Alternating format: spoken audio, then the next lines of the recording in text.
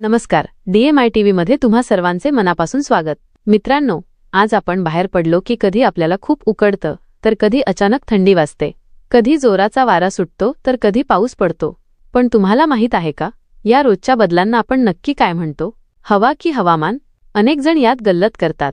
आजच्या या खास व्हिडिओमध्ये आपण इयत्ता 6वीचा धडा क्रमांक 4 हवा व हवामान अगदी सोप्या भाषेत समजून घेणार आहोत। मी हा धडा वाचून दाखवतानाच तुम्हाला अशा काही गोष्टी सांगणार आहे ज्या तुम्ही याआधी कधीच ऐकल्या नसतील। या व्हिडिओमध्ये आपण महत्त्वाच्या 7 मुद्द्यांचे भौगोलिक स्पष्टीकरण पाहणार आहोत। हवा आणि हवामान यातला नेमका फरक काय? तापमान म्हणजे काय आणि ते का बदलतं? हवेचा दाब आपल्याला का जाणवत नाही? वारे नेमके कसे वाहतात? हवेतील आर्द्रता म्हणजे काय? वृष्टी, पाऊस, हिम कशी होते?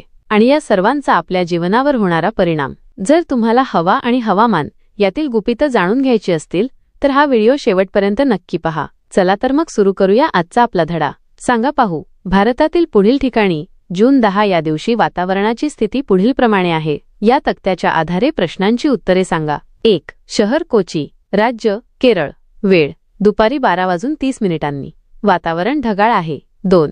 शहर भोपाळ, राज्य मध्य प्रदेश, वेळ दुपारी 12:30 वातावरण कडक ऊन पडले आहे। 3.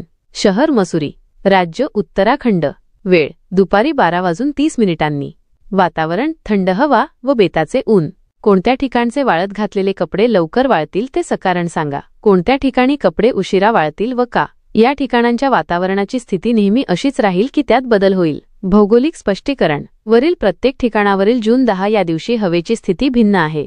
कोच्चीला ढगाळ हवा आहे, म्हणजे सूर्यप्रकाश नाही। पावसाळा नुकताच सुरू झाला आहे, त्यामुळे हवेत बाष्पाचे प्रमाण अधिक असते, म्हणून कपडे लवकर वाळत नाहीत। अशी स्थिती तुम्हीही पावसाळ्यात अनुभवली असेल। भोपाळला कडक ऊन आहे, ओल्या कपड्यांतील पाण्याचे बाष्पात पटकन रूपांतर होईल व कपडे लवकर वाळतील। मसुरी कर्कवृत्ताच्या उत्तरेस असल्याने तेथे सूर्याची उष्णता कमी मिळते। पर्वतीय प्रदेशामुळे हवा थंड असते। थंड हवा व बेताच्या उन्हामुळे कपडे वाळण्यास जास्त कालावधी लागतो। वातावरणातील उष्णता, बाष्प तसेच वाहत्या वाऱ्याने देखील कपडे लवकर वाळतात। वातावरणाच्या स्थितीत याप्रमाणे सतत बदल होत असतात। वातावरणातील हे बदल आपणही नेहमी अनुभवत असतो। सांगा पाहू, तुमच्या परिसरातील कालच्या किंवा आजच्या हवेशी पुढीलपैकी कोणकोणती विधाने जुळतात ते पहा। याशिवाय आणखी कोणती विधाने तुम्हाला सुचतात? सकाळी थंडी होती, दुपारी उकडत होते, दुपारी अचानक पाऊस आला, पहाटे गार वारा सुटला होता, संध्याकाळी ढग जमा झाले होते, रात्री फार छान चांदणे पडले होते, वाऱ्याचीही छान झुळूक येत होती। हवा एखाद्या ठिकाणची विशिष्ट वेळेला असणारी वातावरणाची स्थिती आपण प्रत्येकजण अनुभवत असतो। तिचे वर्णनही आपण करतो। ही स्थिती अल्पकालीन असते, यालाच आपण त्या ठिकाणची हवा म्हणतो। उदाहरणार्थ थंड हवा, गरम हवा, कोरडी हवा, दमट हवा इत्यादी। सांगा पाहू, लहानपणापासून तुम्ही उन्हाळा, पावसाळा आणि हिवाळा हे ऋतू अनुभवले आहेत। त्या आधारे पुढील प्रश्नांची उत्तरे लिहा। जानेवारी ते डिसेंबर या वर्षभराच्या काळात सर्वसाधारणतः कोणते ऋतू कोणत्या महिन्यांत येतात ते तक्ता स्वरूपात वहीत लिहा। पाऊस पडत असेल त्यावेळी आपण कोणते विशेष कपडे घालतो? लोकरीचे कपडे आपण केव्हा वापरतो? तलम सुती कपडे प्रामुख्याने कोणत्या ऋतूत वापरतात? हवामान। तुमच्या असे लक्षात येईल की प्रत्येक ऋतूचा विशिष्ट कालावधी असतो। सर्वसाधारणपणे वर्षाच्या त्याच कालखंडात आपण हे ऋतू अनुभवत असतो। हवामानशास्त्रज्ञ एखाद्या प्रदेशातील हवेचे अनेक वर्षे निरीक्षण करतात। या अभ्यासातून त्या प्रदेशातील हवेचे सरासरी स्थिती निश्चित केली जाते। हवेची अशी दीर्घकालीन सरासरी स्थिती म्हणजे त्या प्रदेशाचे हवामान होय। उदाहरणार्थ, हवामान शीत व कोरडे, उष्ण व दमट किंवा उष्ण व कोरडे असे सांगता येते। हवेमध्ये तापमान, वारे, आर्द्रता इत्यादींमुळे वारंवार बदल घडताना आढळतात। ही सर्व हवेची मुख्य अंगे आहेत। त्यांचा आपल्या दैनंदिन व्यवहारावर व जीवनशैलीवर परिणाम होत असतो। हवेच्या या अंगांचा विचार हवामान सांगण्यासाठी केला जातो। हवेची अंगे। तापमान। पृथ्वीच्या पृष्ठभागास सूर्यापासून उष्णता मिळते। या उष्णतेमुळे पृथ्वीचा पृष्ठभाग तापतो। तापलेल्या भूपृष्ठाच्या सान्निध्यामुळे जवळची हवा तापते व त्यानंतर हवेचे वरचे थर क्रमाक्रमाने तापतात। त्यामुळे समुद्र सपाटीपासून जसजसे उंच जाऊ तसतसे हवेचे तापमान कमी होते। अशाच प्रकारे साधारणपणे विषुववृत्तापासून दोन्ही ध्रुवांकडे तापमान कमी कमी होत जाते। हवेचा दाब। हवेला वजन असते, त्यामुळे दाब निर्माण होतो, याला हवेचा दाब म्हणतात। वातावरणाच्या सर्वांत खालच्या थरावर त्यावरील हवेचा दाब पडतो, त्यामुळे हवेची घनता वाढते। पृथ्वीच्या पृष्ठभागालगत हवेचा दाब जास्त असतो, उंचीनुसार तो कमी होतो। हा झाला हवेचा ऊर्ध्वदाब। तापमानातील फरकामुळे देखील हवेच्या दाबात बदल होतो। हे बदल क्षितिज समांतर दिशेत घडतात। त्यामुळे हवेचे वाऱ्यात रूपांतर होते.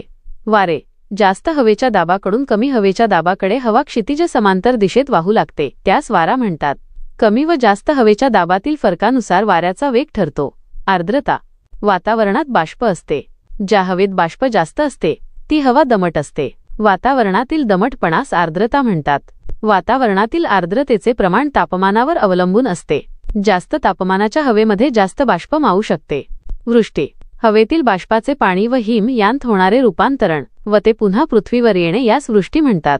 पाऊस, हिम, गारा इत्यादी वृष्टीची रूपे आहेत. हवा कशी आहे हे त्या वेळेनुसार सांगतात, तर हवामान दीर्घकालीन परिस्थितीनुसार सांगतात. हवेत सतत बदल होत असतो व तो सहजपणे जाणवतो. हवामानातील बदल दीर्घकाळाने होतात, ते सहज जाणवणारे नसतात. अक्षवृत्तीय स्थान, समुद्र सपाटीपासून उंची, समुद्र सान्निध्य, सागरी प्रवाह हे घटक हवामानावर परिणाम करतात. याशिवाय पर्वतरांगा, जमिनीचा प्रकार, स्थानिक वारे इत्यादी घटकाचा देखील त्या प्रदेशातील हवामानावर परिणाम होतो. जरा डोके चालवा. 1. थंड हवेच्या प्रदेशात तुम्ही कोणते व्यवसाय कराल? 2. उष्ण हवेच्या प्रदेशात तुम्ही कोणते व्यवसाय कराल? पुढील पाठात आपण तापमान या हवेच्या अंगाची अधिक माहिती घेऊया. हे नेहमी लक्षात ठेवा, एखाद्या ठिकाणाच्या हवेत सतत बदल होत असतो, पण त्या ठिकाणाच्या हवामानात सहसा फरक पडत नाही. हवामान सर्व ठिकाणी सारखे नसते. आपल्या भारतात सुद्धा हवामान कोठे शीत तर कोठे उष्ण, कोठे दमट तर कोठे कोरडे असते. माहीत आहे का तुम्हाला? हवामानाचा परिणाम संपूर्ण सजीव सृष्टीवर विविध प्रकारे होत असतो. बहुतांश सजीव सृष्टी पोषक हवामान असलेल्या प्रदेशात दिसून येते. सजीवांचा आहार, निवारा या बाबींवरही हवामानाचा परिणाम होत असतो. पृथ्वीवरील पाण्याचे वितरण देखील हवामान नियंत्रित करते. मला हे येते. परिसरातील हवेचे वर्णन करणे, वेळोवेळी हवेत होणारे बदल ओळखणे, हवेच्या अंगाचा विचार करून हवामानाच्या बदलाची चर्चा करणे, हवा व हवामान यांतील फरक सांगता येणे. तर विद्यार्थी मित्रांनो, आज आपण धडा 4 हवा आणि हवामान या व्हिडिओच्या माध्यमातून सविस्तरपणे समजून घेतला. हवा म्हणजे काय, हवामान कशाला म्हणतात आणि या दोघांमधील नेमका फरक काय असतो हे आता तुम्हाला नक्कीच स्पष्ट झालं असेल. मला खात्री आहे की हा धडा तुम्हाला नीट समजला असेल. जर तुम्हाला काही शंका असतील तर खाली कमेंट बॉक्समध्ये नक्की विचारा. जर तुम्हाला हा व्हिडिओ आवडला असेल आणि भूगोलाच्या संकल्पना सोप्या भाषेत शिकायला मदत झाली असेल तर या व्हिडिओला लाईक नक्की करा. तुमच्या इतर मित्रमैत्रिणींसोबत हा व्हिडिओ शेअर करा, जेणेकरून त्यांनाही याचा फायदा होईल. आणि हो, आपल्या चॅनलला सबस्क्राईब करायला विसरू नका, जेणेकरून पुढच्या पाठांचे नोटिफिकेशन तुम्हाला सर्वात आधी मिळेल.